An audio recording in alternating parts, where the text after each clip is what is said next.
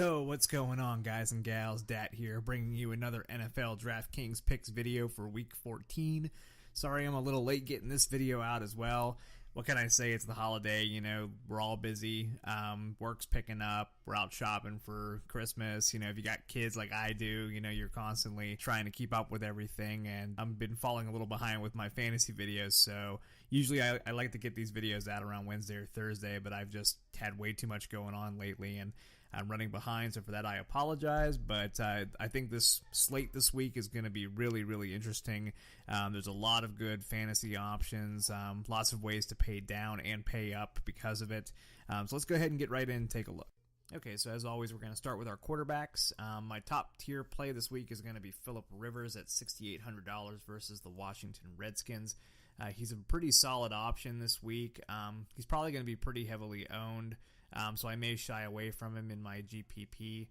He seems a little underpriced to me at $6,800. Seems like he should be a lot higher considering his output. He's pretty much averaging the attempts up in the upper 30s per game, and it looks like that he does get into that 300 yards passing bonus at least 3 or 4 times throughout the year. And with Keenan Allen back in his swing, the touchdowns have just been really, really piling up lately. So I like Phillip Rivers here. He's going to be my top tier option. Most of the other guys here in the middle, I don't want to talk about too much because I'm not 100% on them. Like, I like Alex Smith against Oakland. I think that'd be a pretty good play. I'm Jameis Winston against the Lions. But where I'm really interested in is some of these lower priced guys. Like, for example, Dak Prescott, $5,600 going up against the Giants.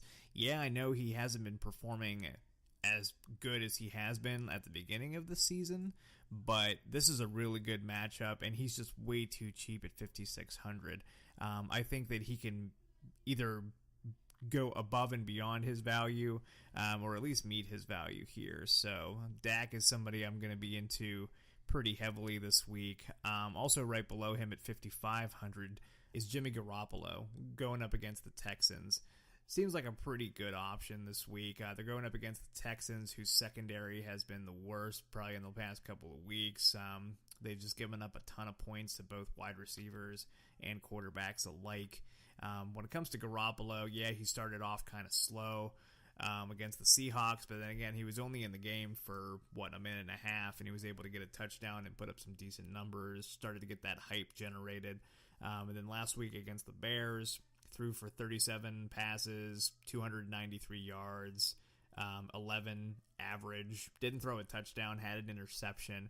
Didn't look terrible. Looks a lot better. I think once he does get into the swing of the offense, I think he'll be able to do a whole lot more. So I'm going to be interested in Jimmy Garoppolo this week. I think he's a good option. So out of all these quarterbacks, I think the one that I'll plug into the lineup just to get things moving is going to be Dak Prescott.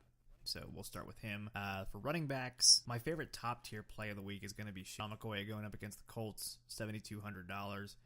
He's been getting a lot of workload lately. It's possible that Tyrod Taylor may not play this week. They may put Nathan Peterman in. It seems like Tyrod Taylor has a knee injury they're watching. So I think McCoy is a really good play here against the Colts. So I think he's going to go in there as my top tier running back. Some of the lower options here. I like Lamar Miller against the 49ers.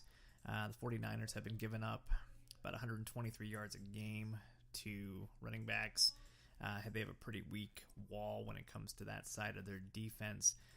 Also, Alfred Blue and, I can't remember the name of the other running back for the Texans right now. What's his name? Andre Ellington is pretty much the only option besides Alfred Blue. With Blue out, I think Lamar Miller is going to get a pretty heavy workload here as well. So he's somebody that I'm interested in. Also looking at, there's a couple others in here too. Peyton Barber isn't a bad play either. I know that Martin is coming back, so it may eat into his workload a little bit. If they keep putting Martin into the game and he's just not generating any kind of yardage or play, they may just stick with Peyton Barber. So GPP option here against the Lions. Isaiah Crowell is somebody that I'm interested in as well. There's supposed to be some pretty heavy winds in Cleveland.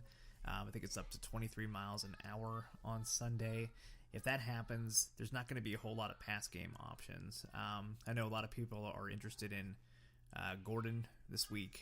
Yeah, when it comes to the weather related, I'm going to have to watch that. If it turns out that it's going to be windy, like 23 mile an hour winds like they're calling for, I think I'm going to go with Crowell here. He should expect a pretty heavy workload if that were to happen. So he's somebody I'm interested in. There was somebody down here I remember that I was really interested in. Here he is.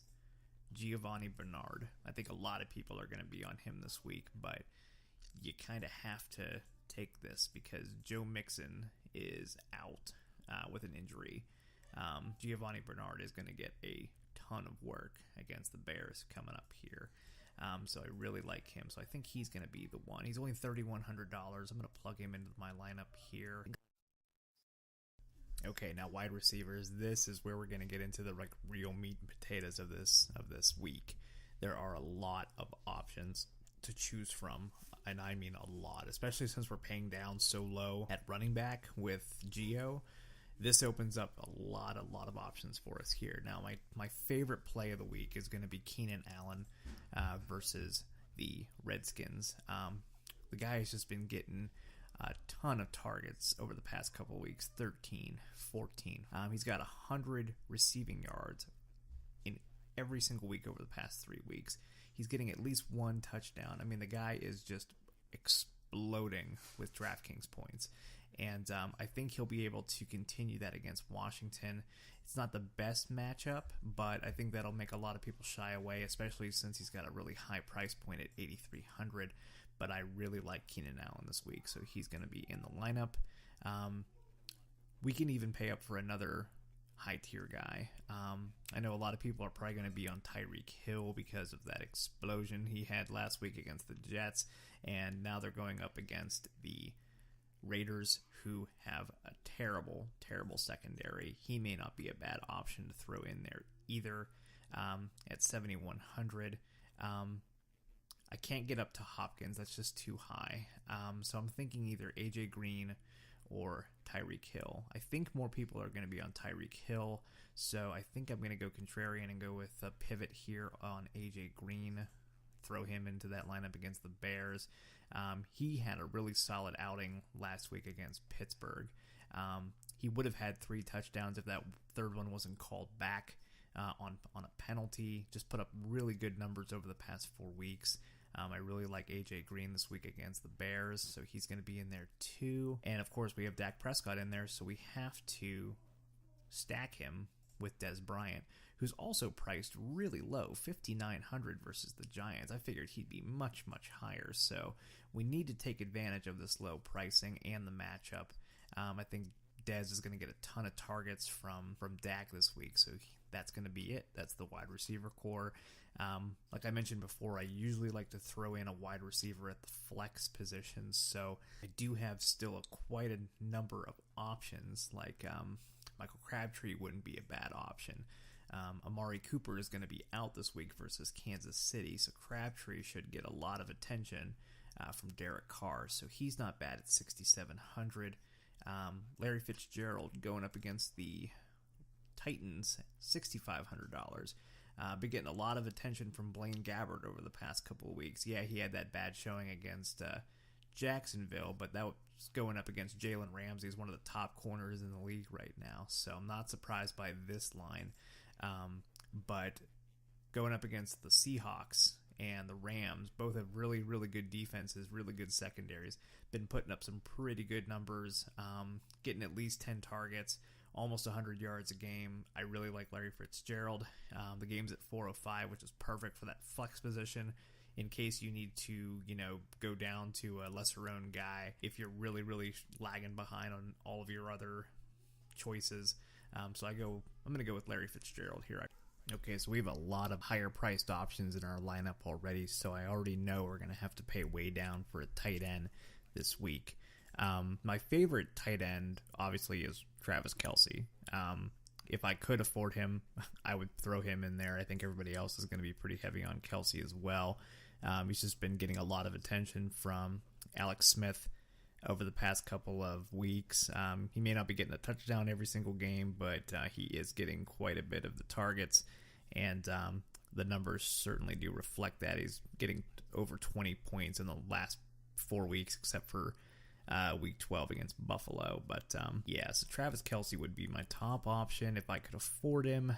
I also like Cameron Brate going up against the Lions here. When Jameis Winston was out with his injury and they had Ryan Fitzpatrick in at quarterback, Ryan Fitzpatrick really didn't target Brate like at all. He became so irrelevant. It was really, really weird seeing such a turnaround. But now that Jameis Winston is back at quarterback, he's recovered from his arm injury or shoulder injury or whatever it was. Brate is back in play, and that last game against Green Bay really, really showed that. He got 2 touchdowns, 6 targets, just had a really, really good outing. So at 4,100, I like Brate against the Lions, and like I said, I know I'm going to have to go cheap this week at tight end, and the one that I am looking at is going to be Steven Anderson with, what's his name, Fedorowicz, or however how you pronounce it. He's out with an injury. Anderson's going to get a lot of looks from Tom Savage. 12 targets last week against Tennessee. Now they're going up against San Francisco, who isn't any better against the pass. So I really like Steven Anderson this week. He's only 3,200. It's right where I need him to be. So he's going to go into the lineup here. And that at least leaves us with defense. I only have 2,900 to spend, which is fine because, like I said, I usually like to take a defense around the $3,000 range or under. So with the options I have available to me, I think I'm going to go with the Cowboys against the Giants. I mean, really can't say much about it. The Cowboys defense has, been hit or miss over the past couple of weeks. I mean, week 7 they had 15 points, week 8 they had 19 points, and then they were 5-3, -1-0, and then they jumped back up to 19 points versus Washington. Now they're going back up against the Giants. Really, really weak offense, just a weak team overall. I think there's going to be a lot of turnovers, and I think there's going to be a lot of opportunity here. So I'm going to plug the Cowboys in as the defense, and that's going to do it. That's going to be the lineup for week 14. Hope you guys enjoyed it. If you have any questions, you're welcome to hit me up on Twitter. If you liked the video, please give me a thumbs up. Don't forget to subscribe. Leave a comment down in the comments section. Good luck on all your lineups, and I hope everybody has a happy holiday. I may not do a video for week 15 because of the holiday. We'll have to wait and see what happens, but I just want to say I appreciate you all watching. Hope you have a good week. Good luck.